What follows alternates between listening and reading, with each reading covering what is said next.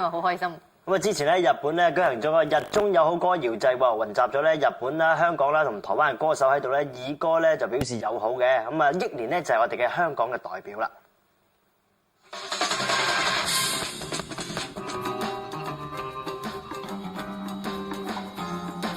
極具歷史意義嘅一次音樂盛會，為慶祝中日友好和平條約締結25週年，日中友好歌謠祭響日本盛大舉行。有份演出嘅歌手嚟自中港台日，主場代表包括才女 Kokia。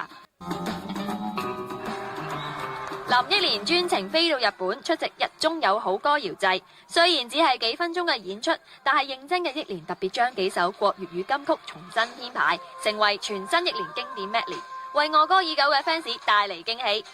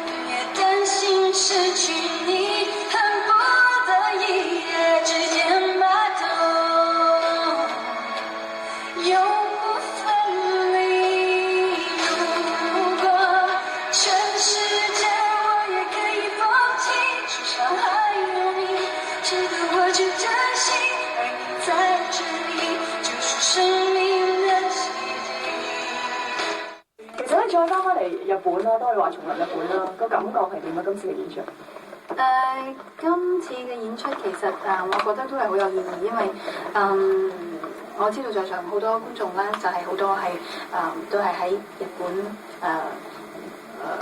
工作啊，或者係喺呢邊讀書啊，或者係呢邊移民咗嚟呢邊嘅一啲中國人。咁大家今晚嘅心情都係好似係話喺他鄉遇到一個老朋友咁樣嘅感覺啊。咁加上我自己本身曾經喺日本工作過一輪，咁亦都係因為工作嘅關係，成日都要走嚟走去，咁所以即係個心情上面都有幾多共鳴嘅。其實憶蓮咧都有隻 single 咧入過 Oricon 嘅20大㗎啦，個感覺一定係非常之興奮啦。咁佢再翻嚟日本，咁頭先揀歌方面咧都聽到有廣東嘅歌曲啦，大家都好期待住憶蓮幾時會出廣東嘅大碟啦。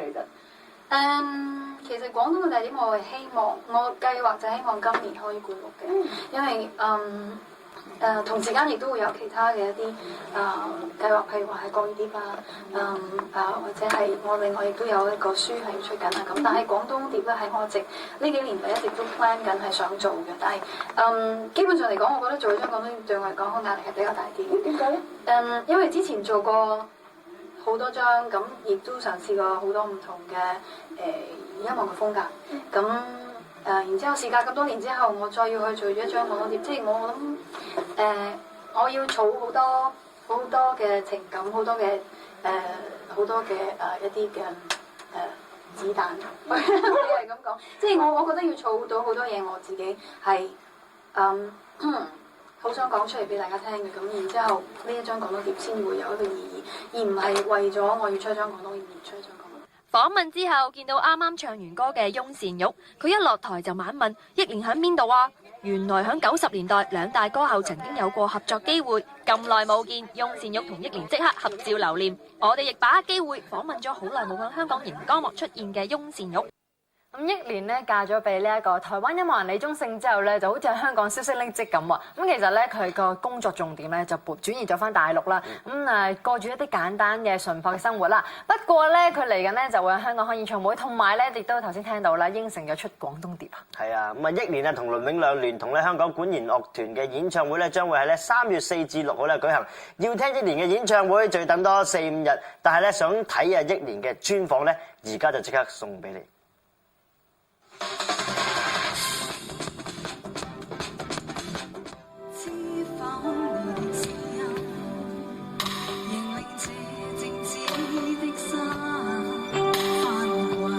林憶蓮曾經為廣東樂壇寫下無數經典，但係自從95年移居加拿大之後，憶蓮突然變得遙不可及。台北、上海、新加坡、北京到處為家，按好友黃耀明用語，下落不明成為憶蓮嘅寫照。當年嘅都市觸覺，今日嘅四海漂泊，係隨心而行，抑或性格決定命運？我哋只知道依然憶蓮，依然盛放。憶蓮咧都算係幾漂泊嘅一個女仔喎。其實女仔通常都係想一個安全嘅感覺。點解會係中意呢度住下？嗰度住有冇係一個點樣樣嘅情意結啊？我覺得有啲嘢唔係真係選擇性嘅咯。就我由細到大都係搬嚟搬去嘅，唔知點解，即係可能條命係生性咁嘅。但係我覺得我亦都我曾經有段時間我會諗係，我幾時先可以停低落嚟啊？但係我亦都覺得喺呢個過程入邊咧，即係去體驗唔同嘅城市，認識唔同嘅朋友，對我嘅即係生命嚟講，佢係一個豐富嘅事情。咁我亦都希望，因為呢啲體驗，我會有更多嘅感受，更多嘅感覺可以喺擺喺音樂上面。咁憶蓮其實都曾經住過溫哥華啦，揀啲 Port Moody 都係一個比較僻靜啲嘅地方。其實憶蓮係咪都係中意比較靜啲嘅一個人嚟？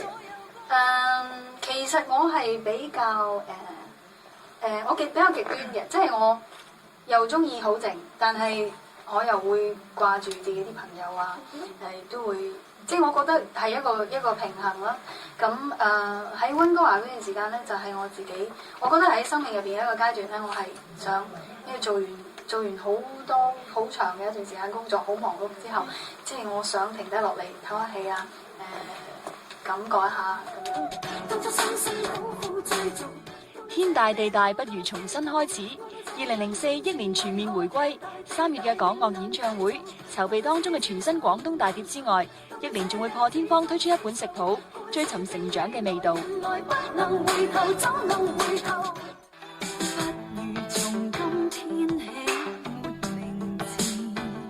其實呢一個亦都唔可以算係真係一個食譜，因為我唔係一個真係話學煮嘢好叻嘅人。即係我呢一個書其實佢係 base on 我由細到大食嘅一啲上海嘢。咁而包括我對呢啲上海食物嘅情感，同埋我對我屋企人，我對我童年嘅一啲嘅回憶啊，一啲嘅感想啊，咁所以入邊咧係會有食譜，但係亦都會有我自己成長嘅部分啦，我對上海嘅感覺啊，即係食住呢個食譜都會更進一步咁認識憶蓮啦。係應該係咁講。咁其實身邊嘅朋友或者屋企人係咪都會成日都會食到憶蓮煮嘅美味嘅小菜啦？